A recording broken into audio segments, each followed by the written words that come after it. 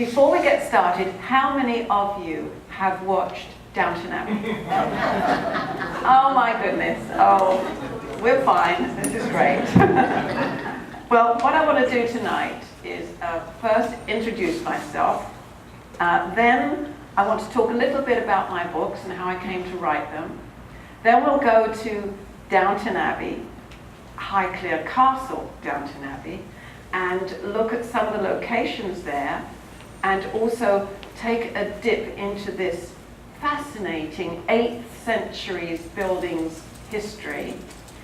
Then we'll do a little wrap-up again of the books, followed by a question and answer, so get all your questions ready. We'll have a bit of fun with that. So, first to introduce myself, my name is Diz White. I'm a book author and also an actress. I've appeared in Star Trek Next Generation with Patrick Stewart. I starred in a movie called Bullshot, which I co-wrote with Billy Connolly. And I've also performed a lot of voiceover work and TV work. And so that's me you can hear screaming on the Titanic when all the ladies jump over the side. Now, I think I was always destined to be an actress because 2 days after I was born, the doctor came to my mother in the hospital and asked her to leave as soon as possible. And she said, "Why?" And the doctor said, "Well, your daughter's voice is so loud, it's disturbing all the other babies." Now, that is a true story. So I'm also an author, and I've written, among other books, I've written 4 books about the Cotswolds. And it all began when I was living here in Hollywood, working in movies and TV with my American husband. This is my American husband, Randy. And he does deserve applause because he took all these lovely photographs and video, and he took all the photographs in my books. So there I was, everything was going fine, my career in movies and TV. But then one day, I started to crave Yorkshire pudding. And I mean, not just one, but a lot. And I was eating every one of them. And it took me a while to realize that I was homesick, that my roots were pulling me back to England. I wanted to be in England at least some of the time, but of course my husband was from America and he would miss it here. So what to do? This is a big dilemma. Initially, to stop me eating any more Yorkshire puddings, my husband suggested we come back to England for a holiday, and during that time we spent a few days in the Cotswolds. And this is the most beautiful part of England, in my opinion, anyway. And I'd never been there before, and I was absolutely enchanted. I decided then and there that the only solution to my homesickness was to buy a little cottage. It would give me a foothold in England, a way to spend more time there. And so I said, I have to buy a cottage or I will never be happy.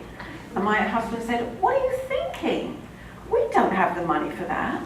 So I asked him to check our finances. And he said, even if we did have the money, England is freezing in the winter. And I said, well, it doesn't get that cold. And anyway, everybody knows how to keep warm. But I really wanted a cottage, and my mother taught me never to give up. It's always been my mother's dream to have one, and it became mine too.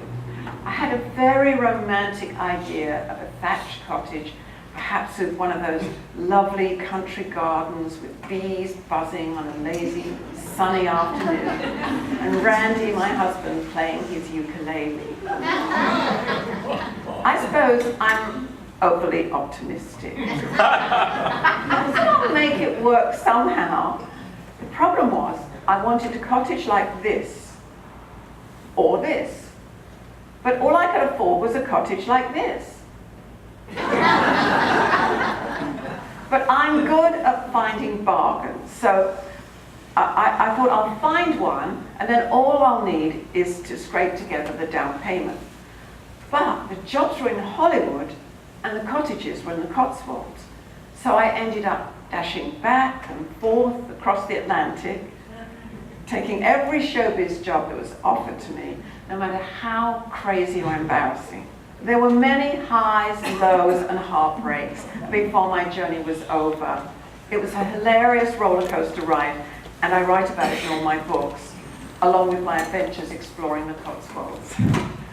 But I wasn't the only one enchanted by the Cotswolds. So was Julian Fellowes, the creator of Downton Abbey, and he set the village of Downton in the Cotswolds in the village of Bampton. When I write about it in my book, it's the More Cotswolds memoirs one that I do. Of course, Downton itself is set in Highclere Castle, which is in Berkshire. But Downton Abbey's association with Highclere is actually a small part of this castle's extraordinarily rich and dramatic history. Perhaps Julian Fellowes should write another script about Highclere, as there certainly would be enough material to fill an entire series. Like many British buildings, this version of Highclere was erected on the foundations of an earlier series of buildings. An Anglo-Saxon charter indicates that this site has been built on for almost 1400 years. There is a record of a building existing on this site in the Domesday Book, and an even earlier one constructed on the foundations of the medieval palace of the bishops of Winchester, who had owned this estate since the 8th century. So the 5th Earl of Carnarvon, George Herbert, inherited Highclere in 1891. Now, he was quite a character. He was madly keen on foreign travel and exploration. He imported and drove the earliest motor cars. He supported Geoffrey de Havilland. You must have heard that name in connection with flight. And he made his first airplane flights from Highclere Estate. Then Carnarvon took up photography and built a golf course. He was known as Motor Carnarvon and drove his cars at high speeds.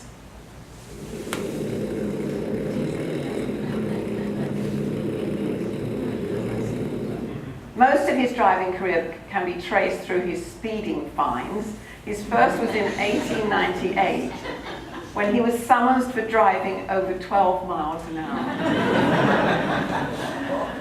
He had a series of car crashes, one of which was almost fatal.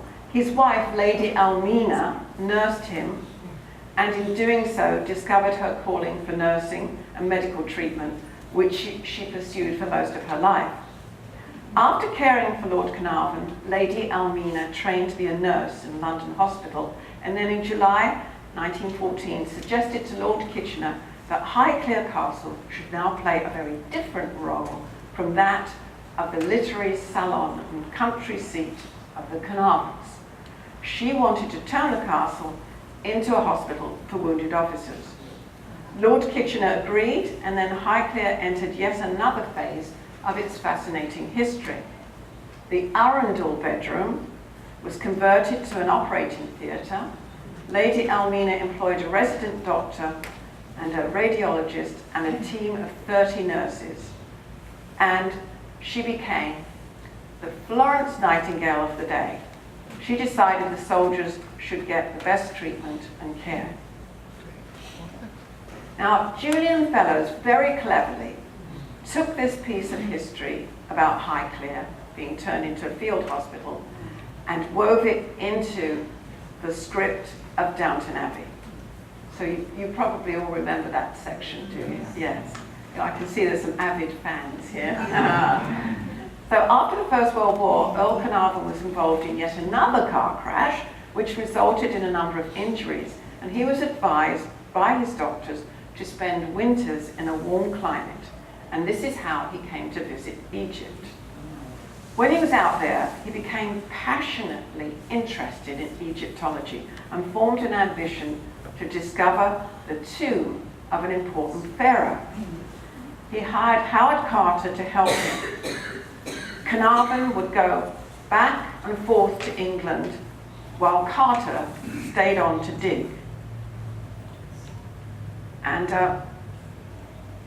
this is where I think, yes, we see the video. After a time, Carter and Carnarvon have finally received permission by the Egyptian government to excavate in the Valley of the Kings. Despite 6 years of searching, they had no significant finds until one day, a water boy who was working for Carter tripped over some steps buried in the sand, which led to the discovery of a sealed doorway.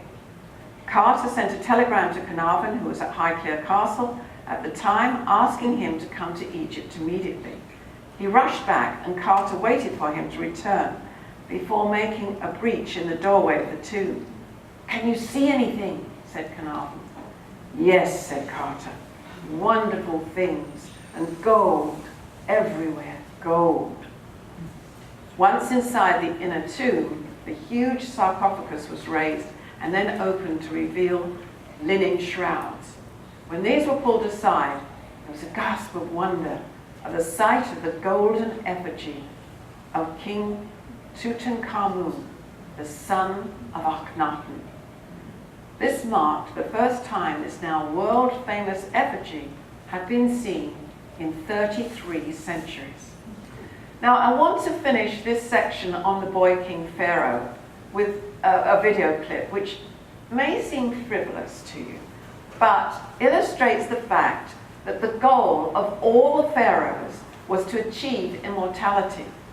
In a way, this pharaoh has done so because 33 centuries later, many millions of people know all about King Tut.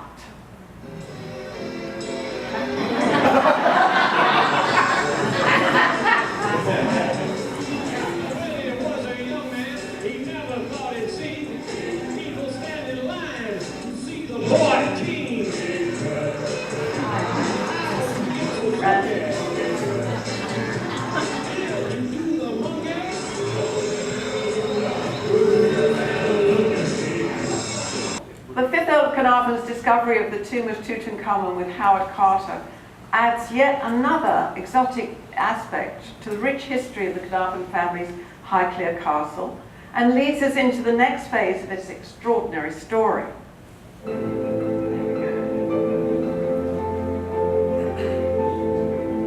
Just a little reminder. So here's some of the interiors in the castle that you'll no doubt recognize. The beginning is the entrance hall. It really sets the tone for the castle. This space was designed in 1870 by George Gilbert Scott. It is in the Gothic style and features dramatic columns and vaulted ceilings.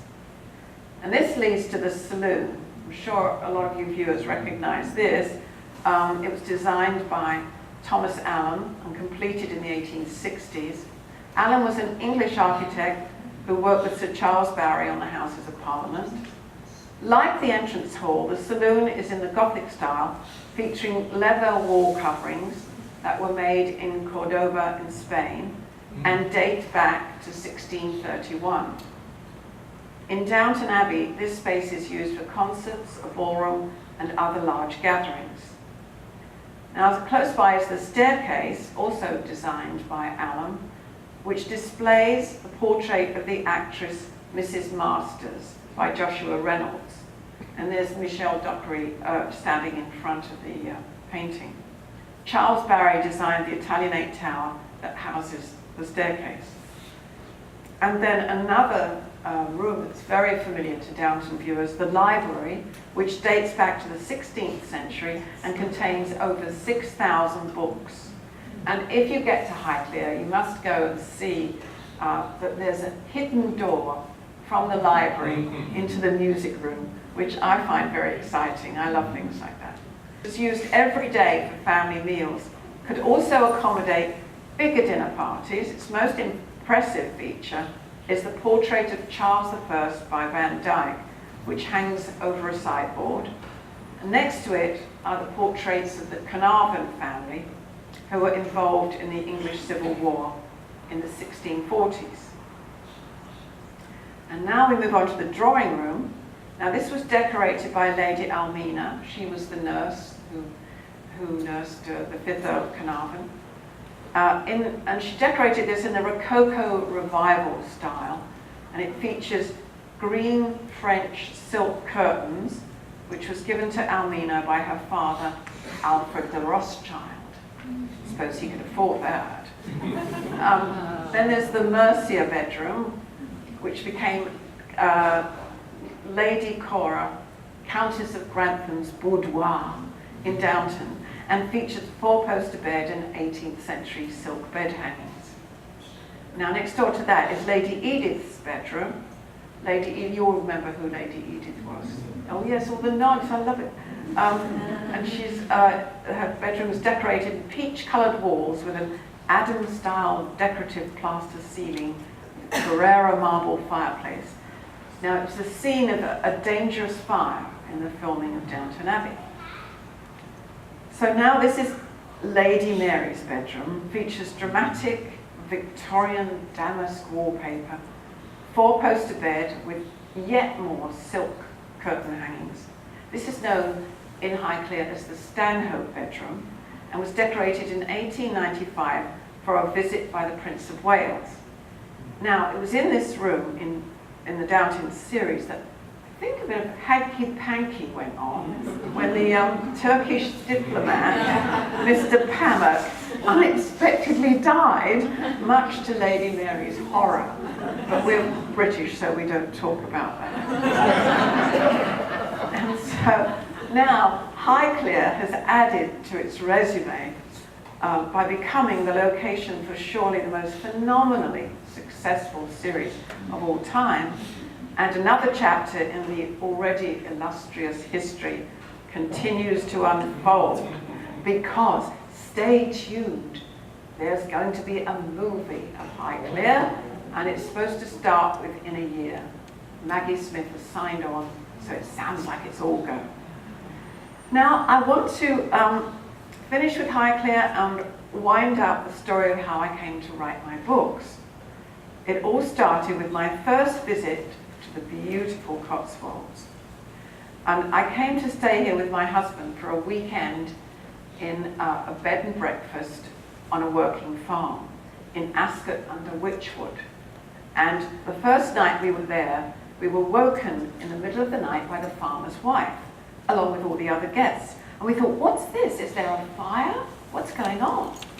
But apparently, it was the farmer's wife's habit to wake up her guests whenever a calf was being born.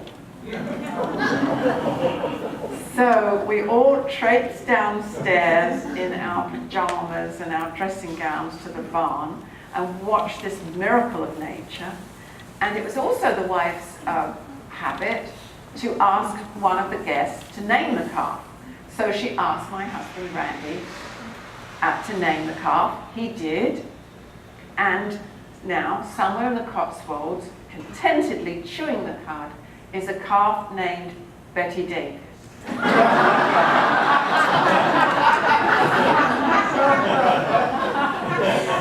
It's the big brown eyes, isn't it? So now, before we do the question and answer, I want to wrap up by showing a little video clip of the very first time that Betty Davis tried to sit down.